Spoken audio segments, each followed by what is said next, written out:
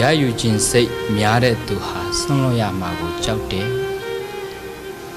ပိုင်ဆိုင်လိုမှုကတွေ့တာမှုကိုဖြစ်စေတယ်တွေ့တာများတော့ပူလောင်မှုကတိုးလာတယ်ဒါကြောင့်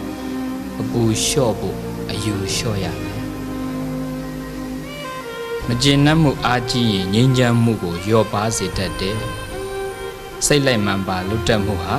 နှစ်ဦးနှစ်ဖက်မကျေမနပ်ဖြစ်ဖို့တတ်ပါပဲမကျေနပ်တာတွေများလာရင်အသေးသက်တာတွေပါဖြစ်လာတတ်တယ်ဒါကြောင့်အနေမြတ်ဖို့မကျေနပ်ချက်ကိုလျှော့ရမယ်မသိတာတွေများလာရင်သိစရာတွေရှားလာတတ်တယ်အတိနဲလာမှုကအမှန်အမှားကိုဝေဝါးမှုဖြစ်စေတယ်အတိမဲ့လာမှုကအရှိမဲ့မှုကိုတိုးပွားစေတယ်ဒါကြောင့်အရှိမဆိုးဖို့အတိတိုးအောင်ကြိုးစားရမယ်အရင်စစ်တော့အပူဆိုတာသူများကြောင့်ပူတာထက်ကိုယ်လောဘကိုယ်ဒေါသ